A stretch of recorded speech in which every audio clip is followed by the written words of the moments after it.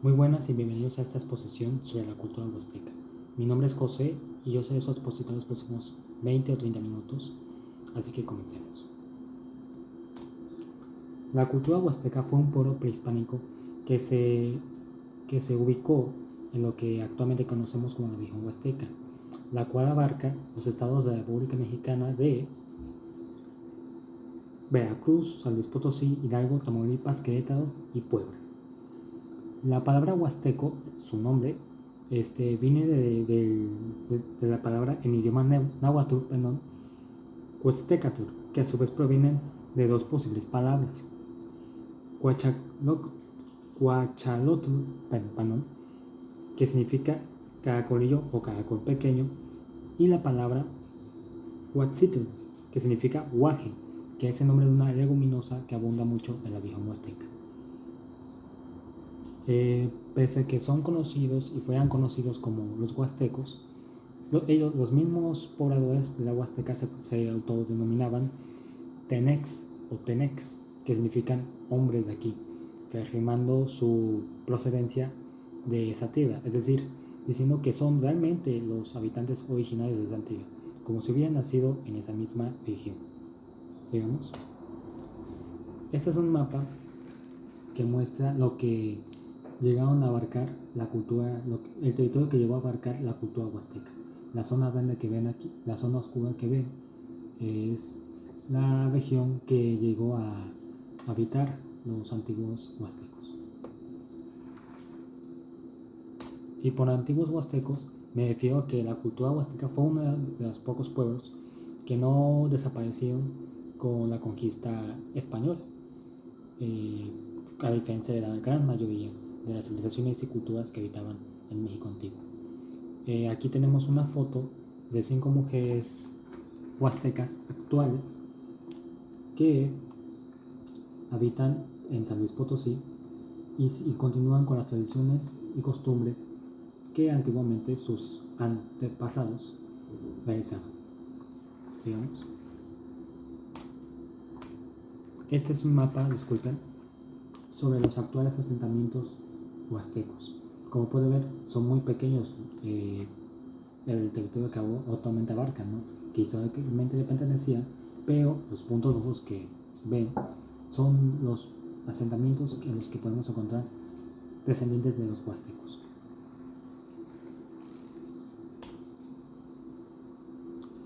El pueblo huasteco se estableció en su territorio alrededor del año 1500 a.C. Se sabe que ya antes de que ellos llegaran, había pueblos establecidos en esa misma región, como los otomíes, los tepehuanes o los otonacos. Ellos se encontraban esparcidos por el sur, por el suroeste, por el norte y noroeste de la región. Los huastecos, por su parte, no tuvieron ningún problema con ellos. Convivieron durante toda su estancia o toda su existencia como cultura con ellos, e incluso llegaron a desarrollarse junto con esos pueblos. Tanto fue así que para el año 750 a.C. los huastecos se habían consolidado ya como una cultura sólida y firme.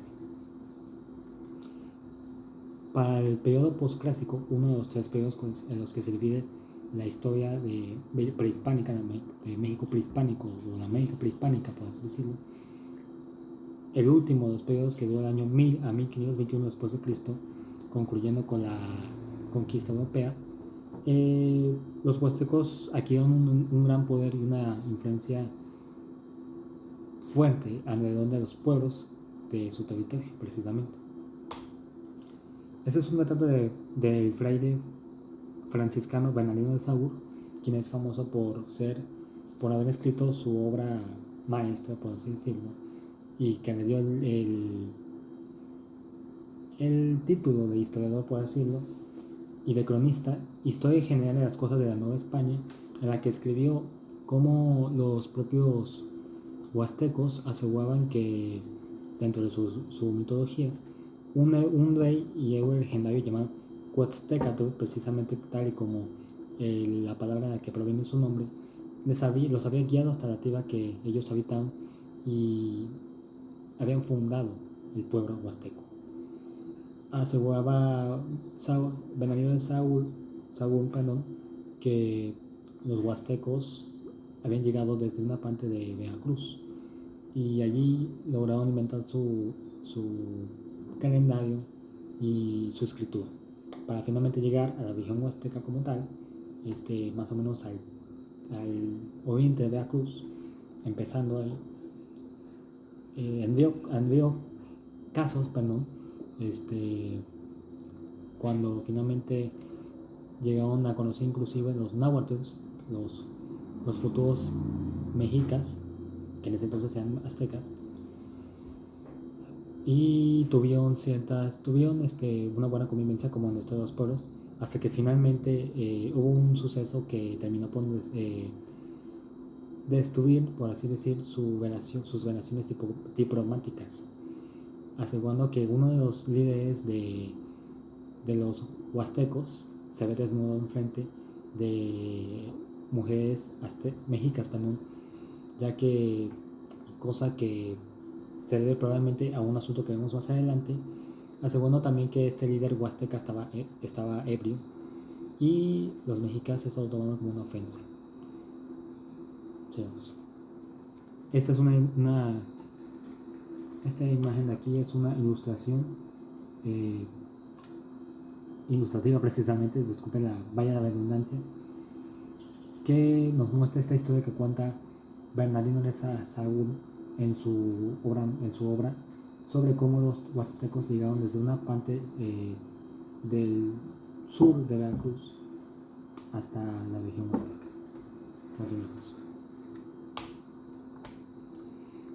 Sobre la organización política de los huastecos, es curiosamente que es el aspecto menos estudiado y de que menos información se tiene sobre esta cultura. Solamente se sabe que ellos se organizaban por medio de ciudades-estado, los cuales no tenían ninguna relación alguna, es decir, no tenían ningún compromiso ni político, ni económico, ni ninguna otra forma de dependencia de las ciudades-estado que estaban alrededor de la región huasteca. Esto, de hecho, hizo posible que la conquista de los españoles, al intentar conquistar el pueblo huasteco, les fue mucho más difícil, y si bien no lograron triunfar sobre los españoles, los huastecas, sí lograron no ser exterminados, como ya pudimos ver. Esta es una vista de Tantoc. Se puede ver aquí. De este sitio hablaremos mucho más adelante. Sí, sigamos. La religión de los huastecas es sumamente interesante. Ellos compartían la creencia que de hecho era común en todos los pueblos y civilizaciones, culturas y civilizaciones, que habitaban la mitad meridional de México, lo que comúnmente se conoce como Mesoamérica. Sin embargo, este término hemos visto que es más una noción de explicativa o de guía, por así decirlo, que referencial en una clase anterior. Ellos compartían la creencia de que el dios Quetzalcóatl había matado al monstruo Zipactli, una especie de criatura mitad lagarto, mitad pez, si mal no recuerdo, sí, mitad pez. Quetzalcóatl logra asesinar a esta criatura, que era el único ser vivo, aparte de los dioses, que existía en el universo. El hecho de que lo haya matado es porque era una criatura malévola y cruel, por lo que decidió matarla, y al hacerlo, él y los dioses decidieron usar su cadáver para dar creación, para crear el universo. Una parte de la mitad del cadáver del monstruo fue usada para crear la tierra, y la otra parte fue usada para crear el cielo, el cosmos, entendiéndose de una manera más adecuada en esta situación.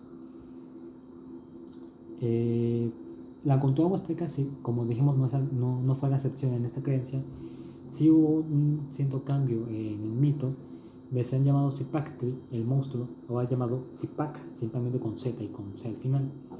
Y este se trataba de un monstruo con forma de peje lagarto o catán o pescatán. Aquí podemos ver una representación del monstruo Zipactli. Este es el monstruo Zipactli o Zipak para los huastecos. Esta imagen viene del códice Borgia, si mal no recuerdo. Y como podemos ver, tiene forma precisamente de lagarto o de cocodrilo sobre su cabeza. Mientras que aquí vemos una representación muy curiosa, debido a que no solemos ver una representación así del dios Quetzalcóatl en el códice Tobar. Más abajo aquí encontramos la representación de la cabeza de Zipactli, o Zipak, mejor dicho, en este caso, siendo convertida en el planeta Tierra por los dioses. Esta imagen también pertenece al códice Borgia. Ustedes disculpen. Continuamos.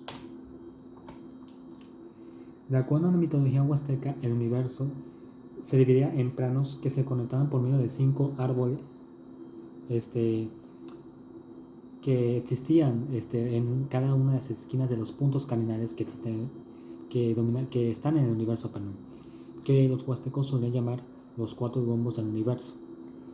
Esta idea o concepción es muy común de la mayoría de los pueblos prehispánicos de México, ¿no? O mesoamericanos, como todavía suelen decirse. Como dije, 4 de estos árboles se llevan en cada esquina de los puntos cardinales y el último se lleva en el centro del universo, es decir, en el planeta Tierra, de acuerdo a la cosmovisión de los huastecos. Aseguraban que el cosmos, los huastecos, era sostenido, es decir, la concepción del cosmos era como de algo que tenía que tener base, ser conservado, ser restaurado por 4 hombres que se encargaban de sostenerlo y de que dejar que no se desplomara, era la palabra que estaba buscando. Cada uno de estos hombres estaban precisamente en los 4 puntos cardinales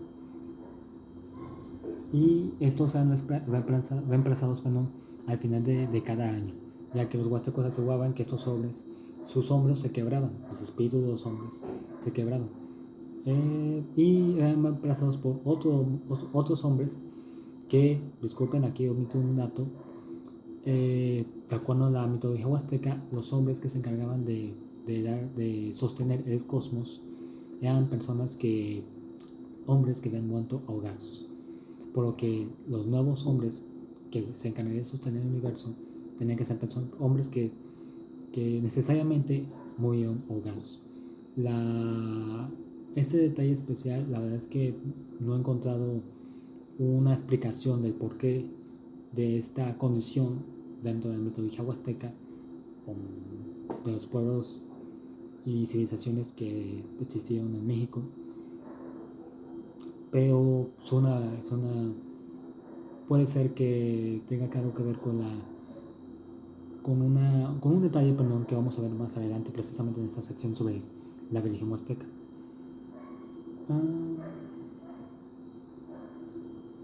Los hombres que se habían encargado de cargar todo un año el cosmos iban más a descansar finalmente al más allá, o el inframundo, pues, que es más el término que usaban los huastecas, las culturas y civilizaciones prehispánicas.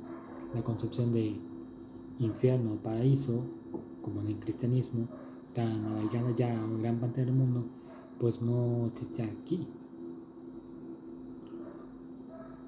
De acuerdo a los huastecos, el universo se dividía en 2 ejes, y estos 2 ejes se dividían así en dos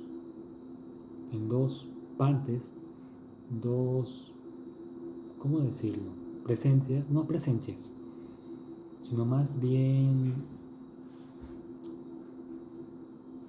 hábitats, por así decirlo, los cuales son los siguientes.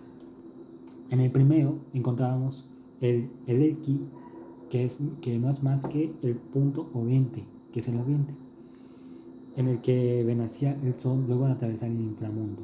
Recordemos que la mayoría de las culturas y civilizaciones prehispánicas creían que el sol, el sol era un dios y se encargaba de él, y peleaban una guerra que duraba toda la noche, y pues desperdiciaba energías, y estaba en peligro de morir en esa batalla, por lo que las mitologías dominantes en este territorio, por ejemplo los mexicas, el sol tenía que ser alimentado con la sangre de hombres, la sangre de los corazones de hombres, y de ahí los sacrificios que ellos realizaban.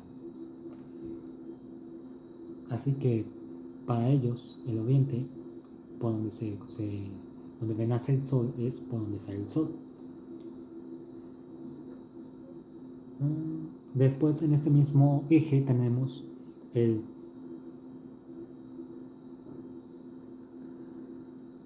Osarqui, u occidente, opuesto al Elecqui, es decir, en donde se da la puesta del sol.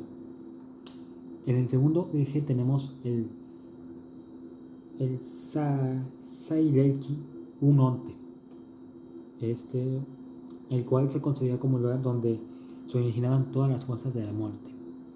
Recordemos que la muerte es muy importante dentro de las creencias religiosas mesoamericanas, si se quiere llamar así. Y por supuesto, esta fuerza del Sailelqui, poseía mucho poder sobre los seres vivientes de la Tierra. Sigamos.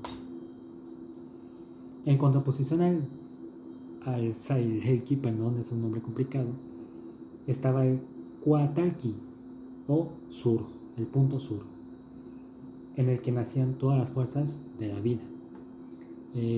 Aquí podemos ver un detalle muy importante, que es la concepción dualista del universo, que fue tan común en las culturas y civilizaciones mesoamericanas. Y aquí tenemos una imagen de cómo era concebido el universo según la mitología huasteca.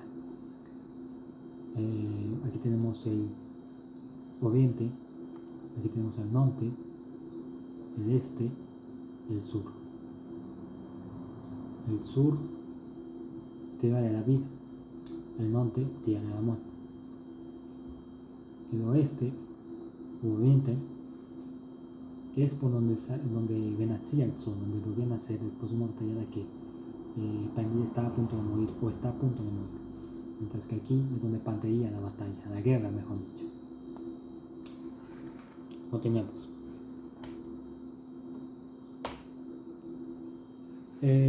Así pues, el universo todavía, de acuerdo a la cosmovisión huasteca, se dividía en 3 niveles. El primer nivel es el nivel más bajo, es el nivel del inframundo, o nivel inferior, como se le conoce, en donde vivían todos los dioses de la muerte y los difuntos. En el segundo nivel, llamado nivel intermediario o nivel terrestre, es precisamente el mundo o la dimensión en el que habitamos todos los seres que habitan la Tierra, los seres humanos, los animales, la vegetación, todo nuestro mundo como tal, como lo concebimos ahorita. Y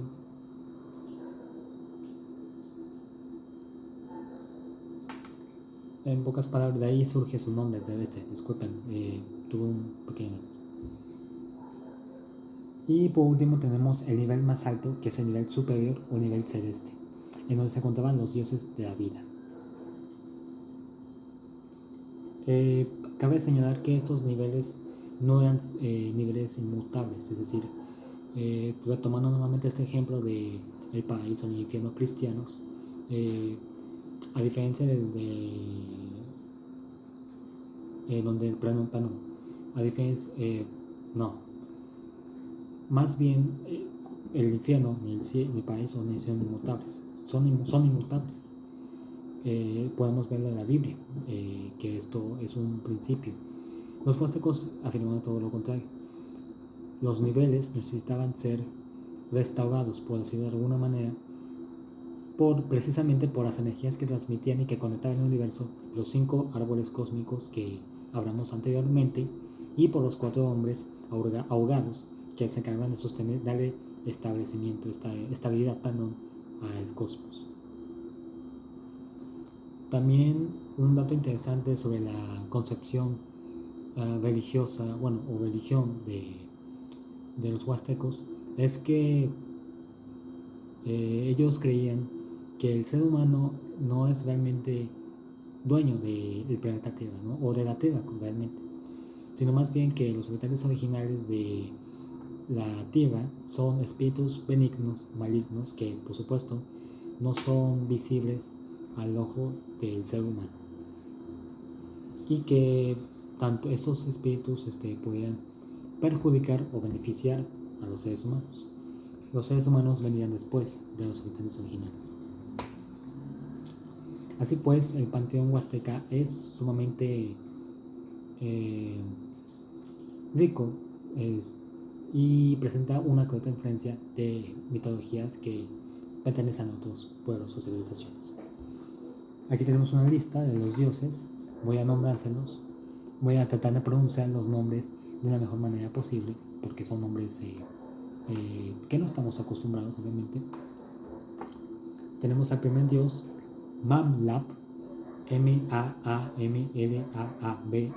Mamlap, también llamado por los aztecas como el gran abuelo, el abuelo de abuelos o el más abuelo.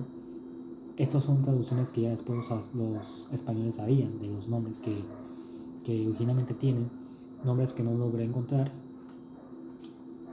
Se trataba del dios más antiguo de todos los dioses que existían o que nacieron con la mitología huasteca. Ahora seguimos con Mutsi. Mutsi era el dios del mar y de la lluvia. Vive en los mares y a la vez es el responsable de la maduración de los frutos y del color verde de la vegetación. Permítanme, tenemos un fallo técnico.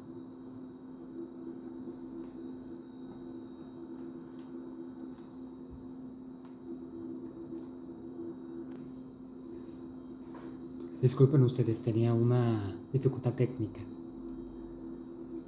Seguimos con Mim-Sa-Ban, que es el dios de la tierra. Luego Tipac, el dios del maíz. Esta es una de las deidades más importantes de la mitología huasteca, ya que el maíz era el principal alimento de la cultura que se alimentaban los antiguos huastecos. A él se le adjudica también la creación y provisión de este alimento. Si Tipac no lo deseaba o no lo disponía, los huastecos no se alimentaban de maíz. Seguimos con Quichoa, el dios del sol. Luego sigue Ecatl, el dios del viento. Sobre Ecatl, pues podemos hablar de que es un dios voluble. A veces se pinta como un dios benévolo y otros como un dios iracundo y severo, castigador, por decirse, ya que como era el dios del viento, él podía ofrecer a los huastecos un clima y un viento amigable y benefactor para sus cultivos y para la misma gente huasteca, o mandar un clima que azotara a los huastecos y a sus cultivos, a sus cosechas.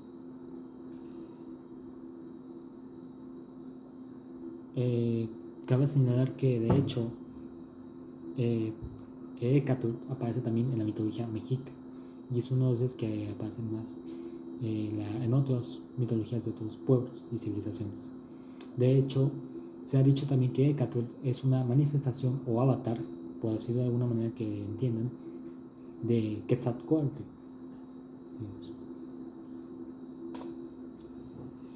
Luego tenemos a los últimos dos dioses, Tem, mejor dicho, con doble E, que es el nombre huasteco de la diosa mexica Xochiquetzal,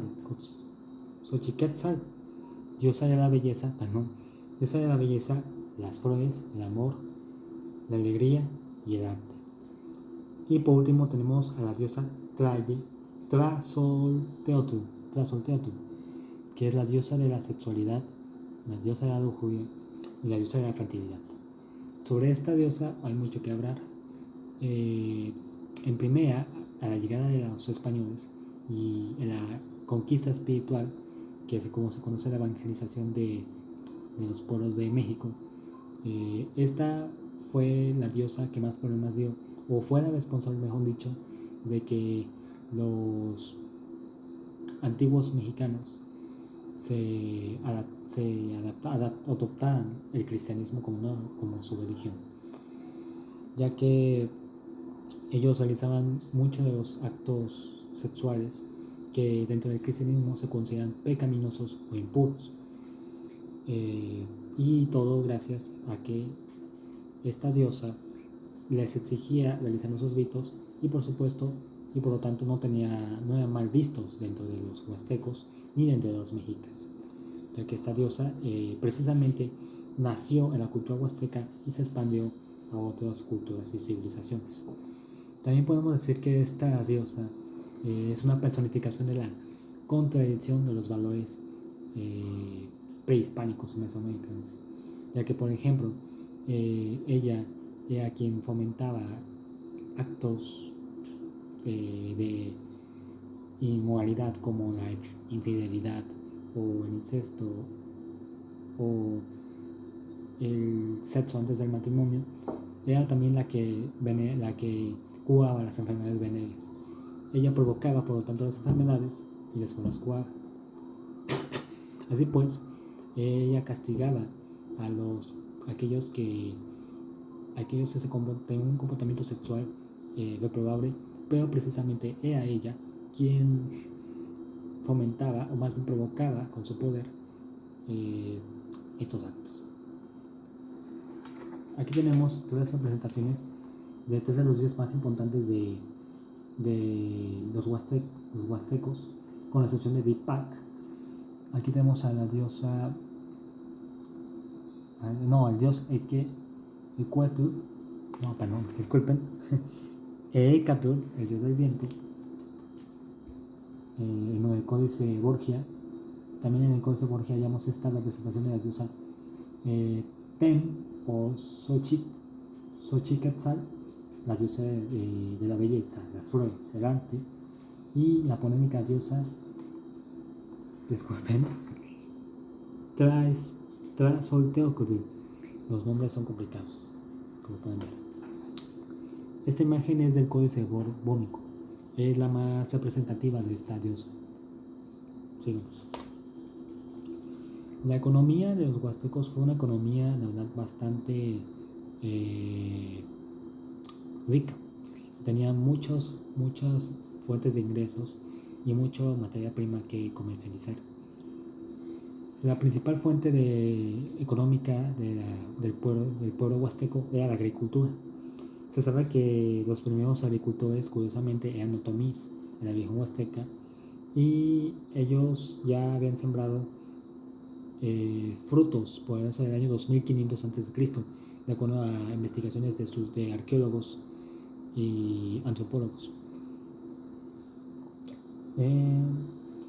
Después llegaron los huastecos y ellos se caracterizaron por usar la técnica de agricultura conocida como agricultura de roza y quema, es decir, talar árboles o quemar el pastizal que estorbaba, por así decirlo, a la tierra para después cultivar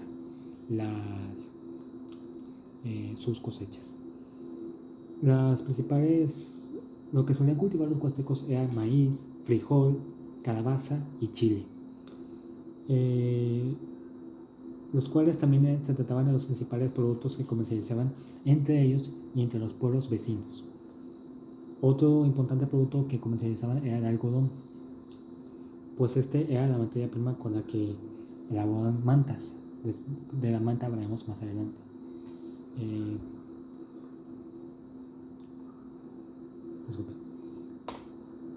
Aquí podemos ver una ilustración de cómo es que era la técnica de agricultura de los huastecos. la agricultura de Dosa y Quema. Aquí vemos un grupo de indígenas. Esta imagen es ilustrativa, no es precisamente una representación de los huastecos en acción, los agricultores huastecos, contando los árboles, y aquí podemos ver provocó un incendio para acabar con el pastizal que impedía la agricultura.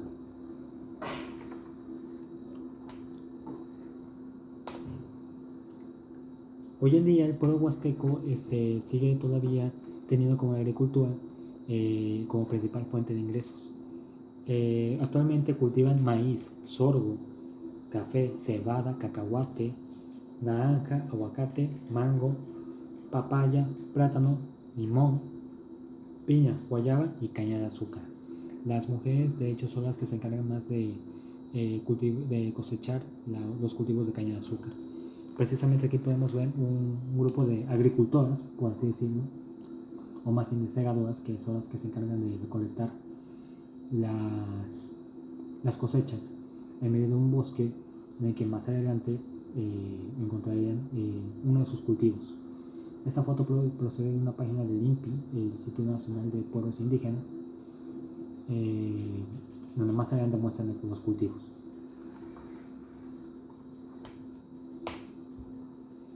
Este es un mural del célebre pintor mexicano, el muralista Diego Rivera, pintado en 1950 en el Palacio Nacional de la Ciudad de México. Se titula La civilización huasteca.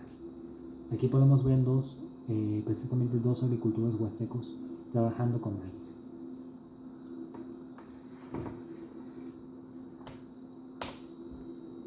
Y debido a la diversidad que existía tanto en fauna como en flora, la cacería y la pesca era también una gran fuente de ingresos. No superaba a la agricultura, pero vaya que les dejaba muchas ganancias.